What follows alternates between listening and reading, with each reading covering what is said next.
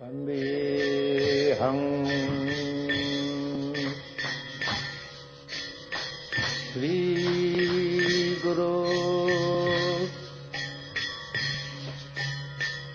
Sri Juta Padakamalam Sri Gurun.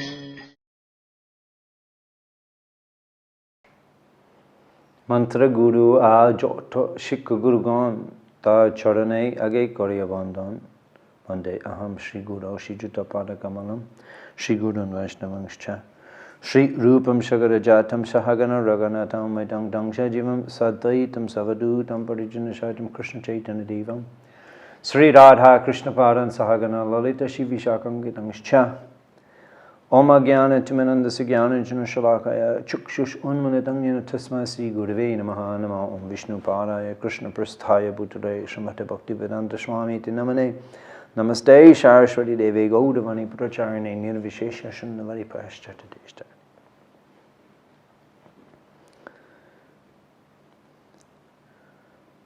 In our previous lesson, chapter 1 of Nectar Devotion, Characteristics of Pure Devotional Service, we examined the 6 characteristics of pure devotional service and at what stage they manifest. We examined the stages of Kleshagni and Shubhadha in detail. We explained the 4 kinds of effects of sin and how devotional service has the power to nullify all kinds of sinful reactions. And we discussed how Krishna consciousness movement is the highest welfare activity. In the lesson today, lesson 4, we're going to be studying chapter 2 of the Nectar Devotion, the first stages of Bhakti, and the title is Sadhana Bhakti. On the first page of his purport to this chapter, Srila Prabhupada is paraphrasing Rupa Goswami's analysis of the Bhakti Shadananam Bhava Prema Cheti Tridodita, the 3 types of bhakti, sadhana bhakti, bhava bhakti, and prema bhakti. And as we mentioned, the 6 characteristics of pure devotional service that were analyzed in the previous chapter are here linked to the different types of bhakti and the respective stages at which they develop. And that's described in the first page of Prabhupada's purport, and you have diagrams of that in your student material. So let's go back to our overview of this first wave of this division. We're in the Purva Vibhag, the Eastern Division, and that's dealing with Shamanya Bhakti, Bed, the different types of basic foundational bhakti, and Bhagavad Bhakti Bed, and Shamanya Bhakti is what we've covered so far. We've covered the opening verses of the Bhakti Rasamrita Sindhu, the Mangalacharan, objective of the book, the obeisances offered to the readers, and the obeisances offered to the great Acharya Sanatana Goswami, and then benedictions to the readers, then an overview of the book, then definition of pure devotional service, and then the 6 characteristics of pure devotional service. Now the 3 stages of pure devotional service are described, and how the 6 characteristics manifest at the 3 levels of the 3 categories of pure devotional service. This has all been discussed up to this point in the Bhakti Rasamrita Sindhu. It's been discussed in Srila Prabhupada's Nectar Devotion. It's been discussed in our subsequent 3 lessons of the Nectar Devotion Bhakti Shastri study. So now we're entering the second wave, the Lahari, of this Purva Vibhag, Eastern Division, and this second wave is dealing with Sadhana Bhakti. And we'll see chapters 2 to 16. We'll be dealing with this, and this Sadhana Bhakti topic, it includes both Vaidhi Sadhana Bhakti and Rag Marg Sadhana Bhakti, and we'll also be briefly discussing those in this lesson in chapter 2. And subsequent to that, chapter 17 and 18, we'll be discussing Bhav Bhakti. And in chapter 19, Prem Bhakti, and in that way we will conclude the study of the Purva Vibhag of the Bhakti Rasamrita Sindhu, and the first 19 chapters of Srila Prabhupada's Nectar of Devotion, the summary study of the Bhakti Rasamrita Sindhu. Now, it's interesting, the discussion now Srila Rupa Goswami brings up is the eligibility for beginning to practice pure devotional service. Srila Prabhupada is commenting, in this connection, Srila Rupa Goswami suggests that the person eligible for Krishna consciousness or devotional service can be classified by his particular taste. Swalpa ruchi eva shad bhakti tattva vobidik. Rupa Goswami is composing the verse. That's text number 45 of the first chapter of the Bhakti Rasamrita Sindhu. And Prabhupada has translated that for persons who have a natural taste for understanding books like Bhagavad Gita and Srimad Bhagavatam, devotional service is easier than those who are simply accustomed to mental speculation and argumentative processes. Prabhupada's continuing. He says that devotional service is a continual process from one's previous life. No one can take to devotional service unless he has had some previous connection with it. So that means the devotional service means what? What's being referred to here? That meaning the practice of Uttam Bhakti, as Rupa Goswami has defined, wherein Anukulena Krishna Anushilanam Bhaktir Uttam. Uttam Bhakti, or pure Bhakti, or first class Bhakti, it means Anukulena, favorable, things that are favorable and are performed with the intention to please, Anukulena Krishna, and that means towards Krishna or any Vishnu Tattva manifestations, or Vaishnav, or other Vishnu Tadiya, Ganga, Tulasi, Bhagavatam, all of these things. If one comes in contact with in any way the Vigraha, the Prasad, the Nam, Sravan, in any way one performs bhakti, as herein described, to any of these Vishnu Tattva manifestations, then on the basis of that, one is thus purified and eligible for performing more bhakti. So therefore, Rupa Goswami is explaining that no one can take the devotional service unless he has had some previous connection with it. Now this is very interesting, how Srila Prabhupada further explores this topic, and what he mentions, and particularly interesting in relation to our eligibility to perform devotional service. Are we inferring here by Prabhupada's comment and Rupa Goswami's analysis that one must have practiced devotional service in one's previous life to be able to again be performing devotional service in this life? Are we assuming that we're all coming from pious backgrounds?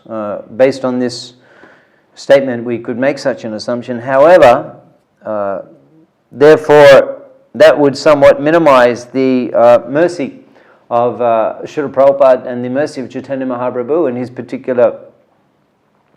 Mahaprabhu's particular avatar, the Param Karuna avatar, Kevala Ananda Khanda.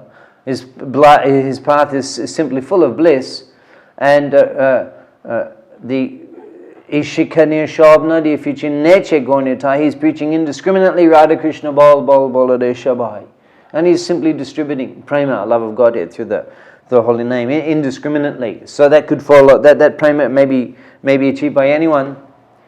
Patra bicha nahe, without discrimination of their eligibility or ineligibility. Ashtan, the time or the place. Jai jaha pa'aitaha kore prem dhan. Whoever they randomly came across, the members of the Panchatattva, they bestowed upon them prem dhan, the treasure of love, through allowing them to hear and chant the holy name. This is the Sankirtan movement. So Prabhupada, he goes on to explain that even if there is no continuity, but if by chance a person takes interest in a pure devotee's instruction, it's an amazing statement, a very profound statement, in a very, we could say, casual way, in a very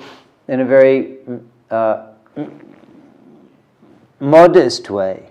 Prabhupada is describing the major contribution that he has personally made by making himself available through his instruction and making his instruction available and thus making association with a pure devotee available, and thus making eligibility to perform devotional service freely available for all of humanity. Prabhupada has done that. And he's inferring that in his very modest statement here, that if only by chance a person takes interest in a pure devotee's instruction, he can be accepted and can advance in devotional service. So Prabhupada, by making his instructions so easily available through his books and the distribution of his books, the Sankirtan movement, which is so much in the line with the order of his guru and the order of Mahaprabhu, that Mahaprabhu received from Ishvara Puri, Nache Gao Bhakti Shange Koro Sankirtan, Krishna Nama Upadeshi Tara Sharavajan. The Krishna Nama Upadesh, the science of Krishna consciousness, Tara Shara, you have to instruct Tara Sharavajan, all humanity in the science of Krishna consciousness. Mahaprabhu to Nityananda Prabhu and Haridas Thakur, Shunu Shunu Nityananda Shunu Haridas, Shavatra Amaragai Koroho Prakash. In every place, Sava Amaragai, my teachings, my movement of the Sankirtan movement, Koroho Prakash, you should manifest that, you should project that, you should advertise that, you should reveal that. So Prabhupada, directly in the line of these great acharyas and Mahaprabhu himself, he's making his instructions so easily available through the distribution of the transcendental literature, and in that way, any person can randomly take interest. And we see so many examples of people who take interest in Krishna consciousness and have awoken their interest in reviving their eternal identity just by receiving Srila Prabhupada's books and awakening. Shravanadi Shuddha Chitte Kuraya Udoy, as Mahaprabhu instructed to Sanatana Goswami, that there's an awakening, the Udoy, there's an awakening of the feelings of love of Godhead, Shravanadi, as a result of deep hearing of Krishna Katha. Shravanadi Shuddha Chitte purifies the heart. Kuraya Udoy, and in that purified heart there is a natural awakening of genuine feelings of love for Krishna. So in that way, by following Srila Prabhupada's instructions, Prabhupada has actually given us such a treasure to be able to perform pure devotional service under the shelter of the great Acharya, Srila Rupa Goswami Prabhupada. And here Prabhupada is explaining how we've become eligible to perform pure devotional Uttam Bhakti at the stage of sadhana, because simply of becoming interested in reading his books. And in that way, being purified, and in that way we're eligible to perform. So this is Acharya. As Prabhupada explains in his purport to this chapter of the Nectar of Devotion, that it is the duty of the Acharya, the spiritual master, to find the ways and means for his disciple to fix his mind on Krishna. This is the beginning of Sadhana Bhakti. So Prabhupada has that duty of finding the way, the means by where the disciple can fix his mind on Krishna. Prabhupada has so expertly fulfilled that duty by providing his books, which are so interesting and presented in such an interesting way to involve the mind of the sadhaka, and in that way begin the process of hearing, and subsequently everything Shravanadi Shuddha Chitte, based on that hearing that Prabhupada's books facilitate, their whole devotional creeper again begins to flourish, and they can be accepted to advance in devotional service. Srila Rupa Goswami now defines the practice of sadhana bhakti. Kriti saddha bhaved sadhya bhava sa sadhana bidha. This you can find in the Madhya Lila, Mahaprabhu's teachings to Sanatana Goswami, Madhya Lila, chapter 22, Chaitanya Charitamrita. You can find this verse mentioned there. And the translation that Srila Prabhupada, this is the second verse of the second chapter of the Bhakti Rasamrita Sindhu. When transcendental devotional service by which love for Krishna is attained is executed by the senses, it is called sadhana bhakti, or the regulative discharge of devotional service. The word for word given by Srila Prabhupada in his translation, Krita sadhya, executed by the senses, bhavet, should be, sadhya bhava, by which love is acquired, sa tat, sadhana bidha, it is called sadhana bhakti. Nitya siddhasya bhavasya, Prakatyam hridi sadyata. Such devotion eternally exists within the heart of every living entity. The awakening of this eternal devotion is the potentiality of devotional service in practice. These verses are commented upon by Srila Prabhupada in his purport in this chapter of the Nectar of Devotion. Midway through the next page, this is page 20 on this edition of Prabhupada's Nectar of Devotion, Prabhupada's explaining this translation. In the middle of the page, Srila Prabhupada's commenting that practice means employing both the mind and the senses in practical devotional service. And Prabhupada a little further down comments that this practice is not for developing something artificial. So if we look back at the definition of Rupa Goswami, Nitya Siddhasya Bhavasya is translated that such devotion eternally exists within the heart of the living entity. So Prabhupada is commenting here that this practice is not for developing something artificial. And then Srila Prabhupada gives some analogies to help us understand this principle, this concept, that the love of Krishna is eternally Nitya Siddhasya Bhavasya, is eternally existent in the heart of the jiva, and but it has become dormant. It has become inactive, and it has to be revived. And the revival process is sadhana bhakti. Prabhupada is giving an example. For example, the child learns to or practices to walk. This walking is not unnatural. The walking capacity is there originally in the child. And simply by a little practice, he walks very, very nicely. So you can see when a child is beginning to walk, even when they're lying on their back, they're kicking their legs, the natural propensity to walk is already innate. It is programmed into the consciousness, the mind of that child, and already and just a little bit of support. It's not that you have to teach the child. Just by a little support, the natural capacity once again manifests. So Prabhupada is saying that loving Krishna is like that. Rupa Goswami is saying that loving Krishna is like that, and is saying that what sadhana means the practices which will help to awaken that natural state, those natural qualities, that natural consciousness. Similarly, Krishna consciousness cannot be aroused simply by practice. Actually, there is no such practice. When we wish to develop our innate capacity for devotional service, there are certain processes which, by our accepting and executing them, will cause that dormant capacity to be invoked. Such practice is called sadhana bhakti. Another analogy Prabhupada gives further into the purport. These practices will help one become cured of madness, as a man's mental disease is cured by the direction of a psychiatrist. So this sadhana bhakti cures the conditioned soul of his madness under the spell of material illusion. Very useful analogies that Srila Prabhupada has given. The child walking, in other words, the innate capacity to walk is there in the child, and just with a little support. And so sadhana bhakti does that by providing sadhu sangha, by providing shastra, by providing such inspirational role models upon which the devotee can aspire to become like, and in this way develop our original innate qualities to love Krishna by seeing exemplary devotees through sadhu sangha. And another example is here that the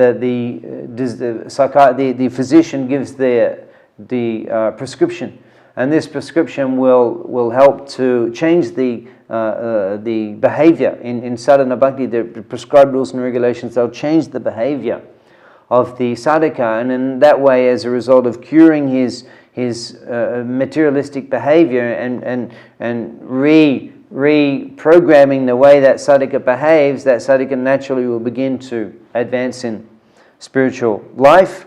And this is the process, this is the effect of sadhana bhakti.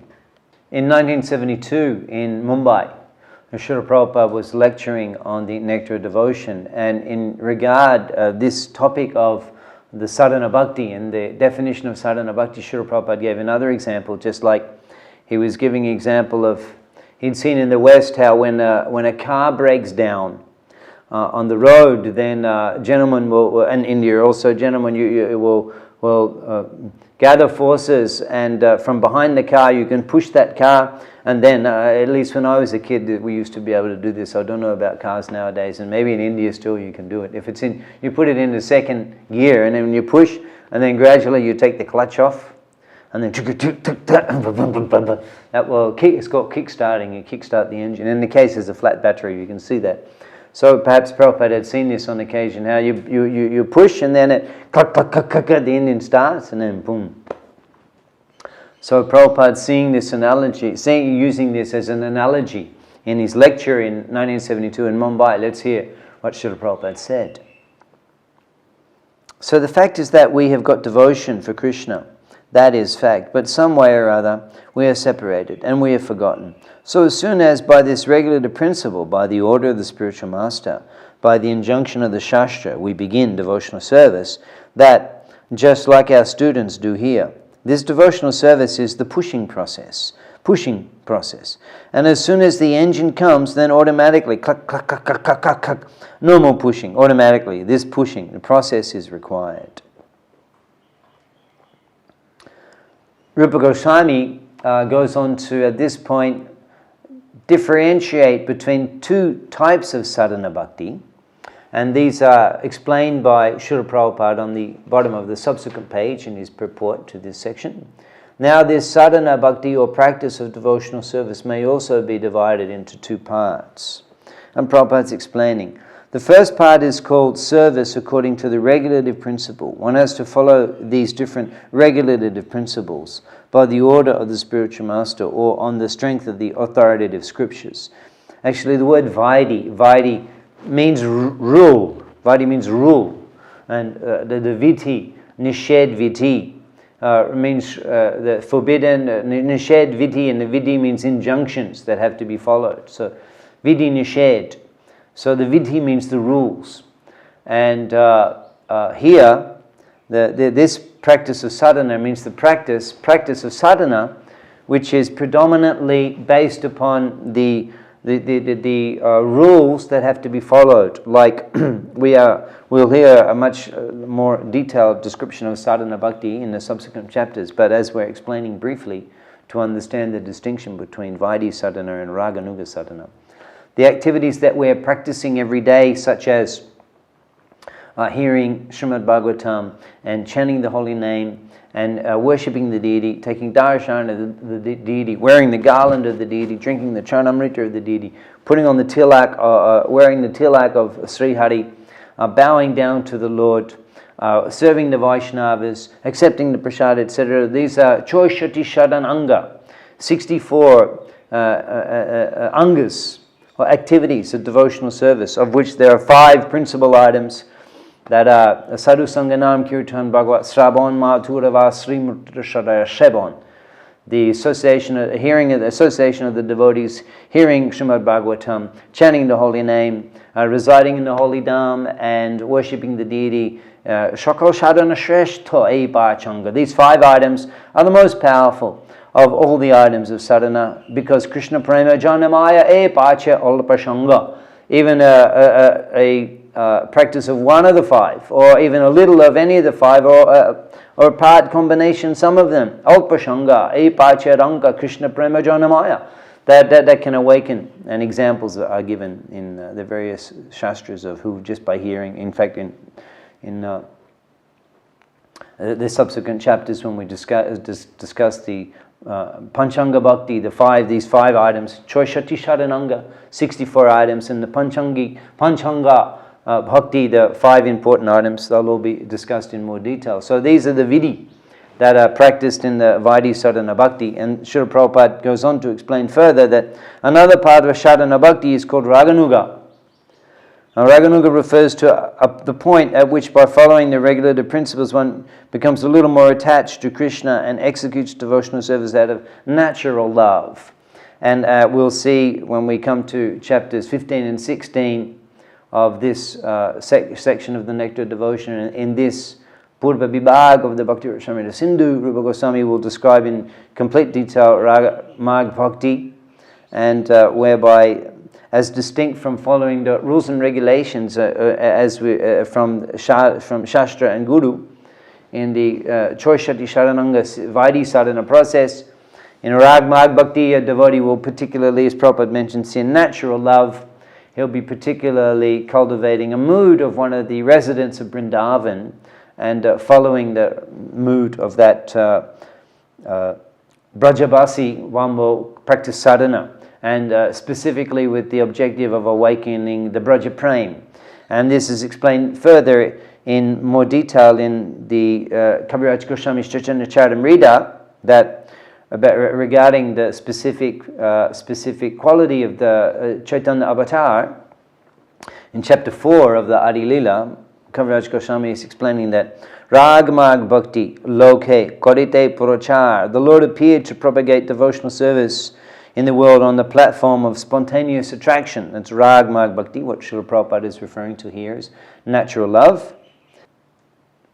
In relation to Rag Mag, particularly, we will be inferring the Vatsalya and the Sakya, Vatsalya and Madhurya Rash, which is specifically enjoyed and relished in Sri Vrindavan Dham, and to bestow upon all humanity this achievement of Braja Bhakti, Braja Prem, Mahaprabhu appeared.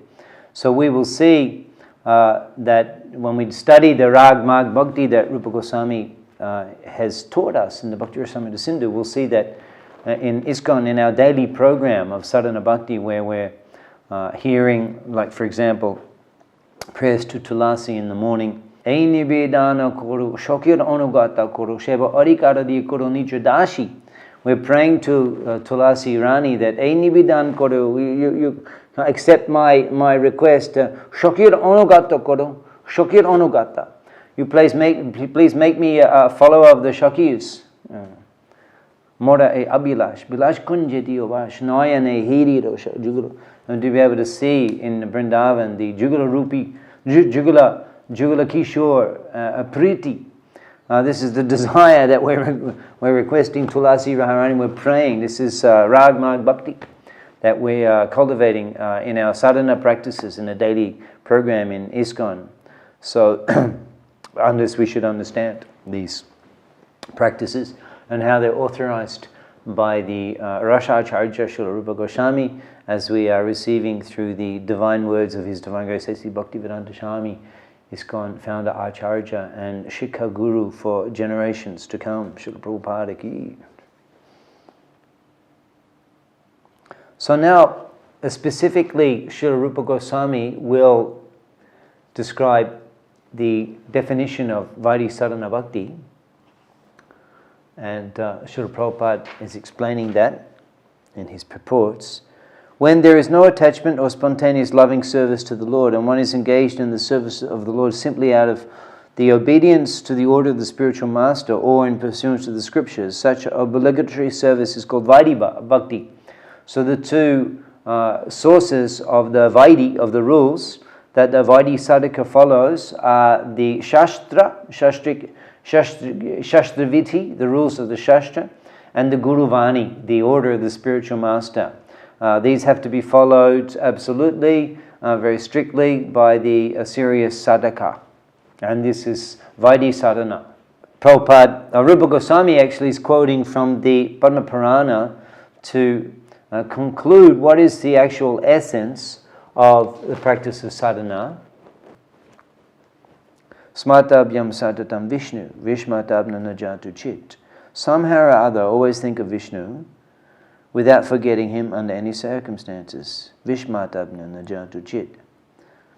This is the basic of all regulative principles. Within this simple order and prohibition, all regulative principles are found complete.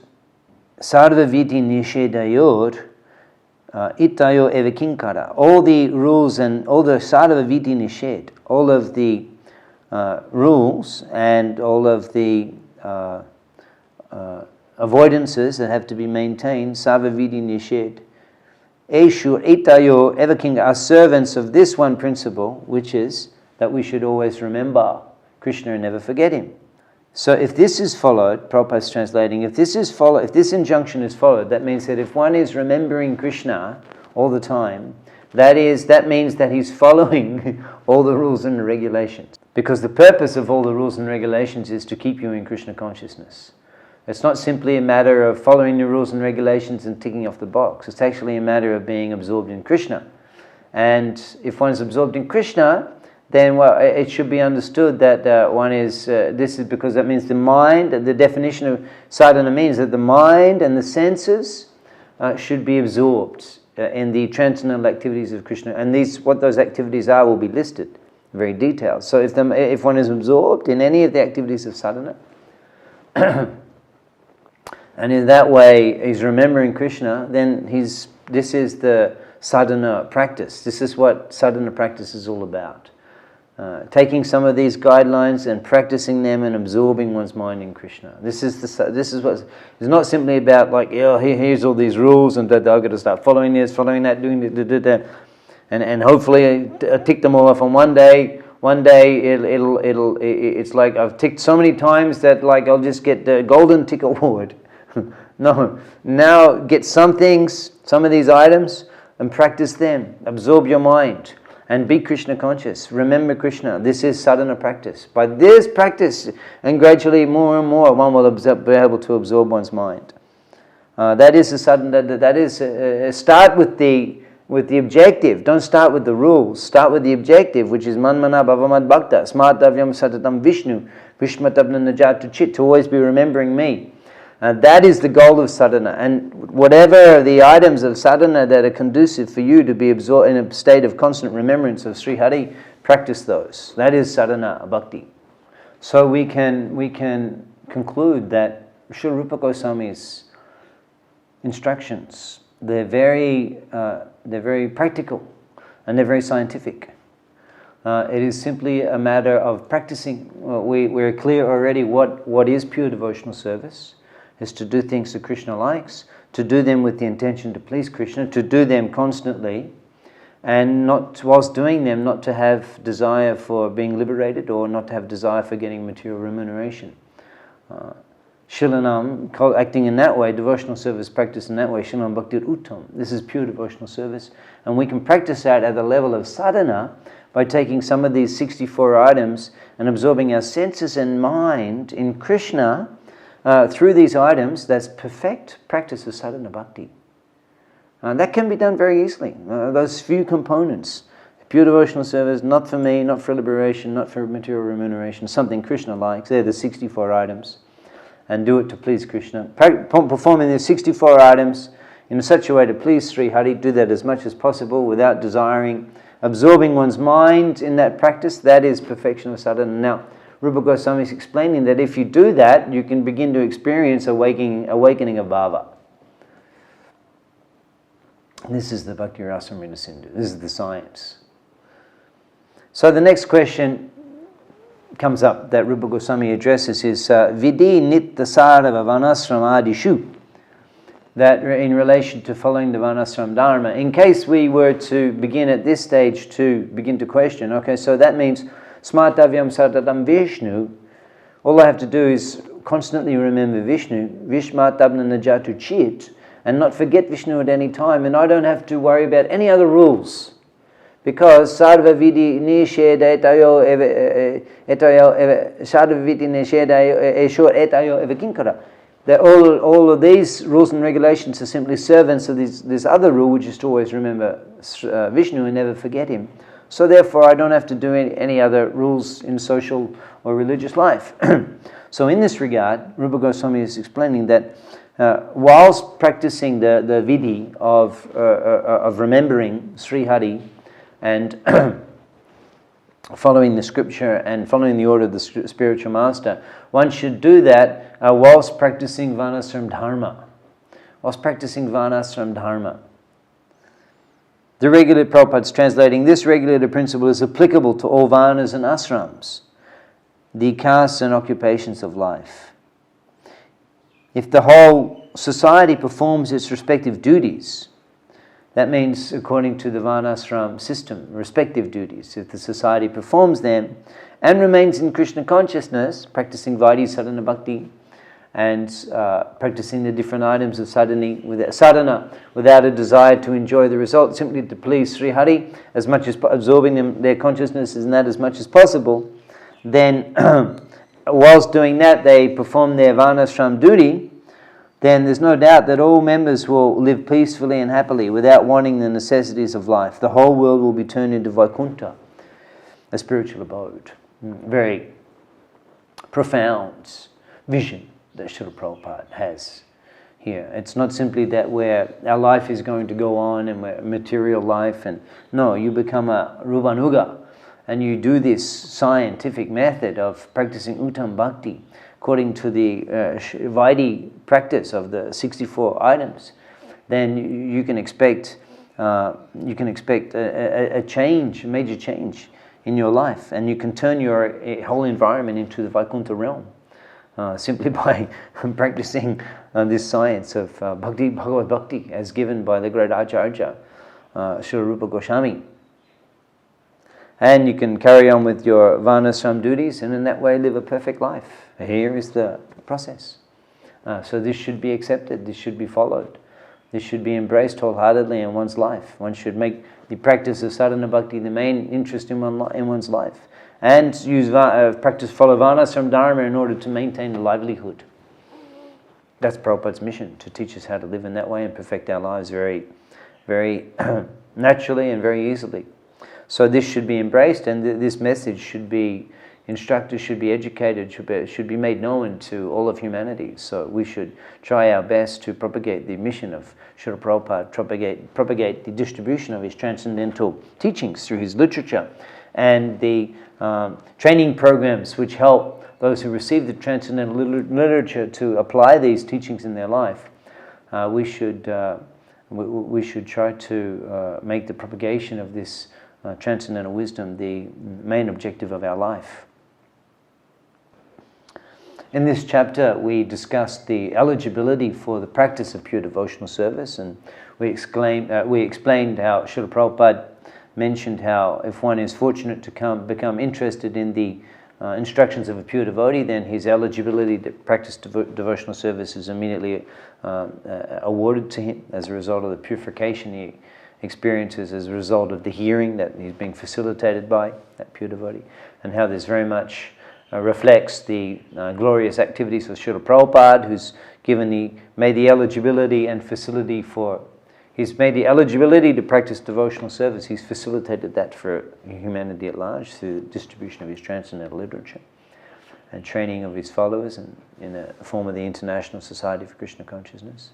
And we discussed the definition of sadhana bhakti with the analogies that explaining the Srila Rupa Goswami's original verse in reference to analogies that Srila Prabhupada cited, just like the child who has a natural propensity to walk with a little support, very easily walks. So similarly, sadhana bhakti awakens our natural propensity to love Krishna, which is inherent in the soul.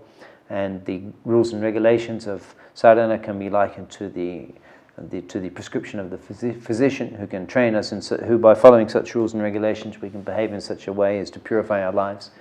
And thus, Sravanadi Shuddha Chitte Kuraya Udaya, in a purified heart, Shuddha Chitte Kuraya Udaya, those natural awakening the natural awakening of Bhav Bhakti can be facilitated because the heart is purified of contamination. And we discussed how the practice of bhakti, the practice of sadhana bhakti can be performed by any ashram, and how by practicing sadhana bhakti and performing varna ashram dharma, a gentleman can very quickly create the atmosphere of Vaikuntha in their life, and therefore we should embrace these teachings of Rupa Goswami and carry on with our livelihood, and in that way perfect our lives, and we should preach this message of Krishna consciousness to as many people as possible. Now let's conclude this lesson with this comment from Srila Prabhupada.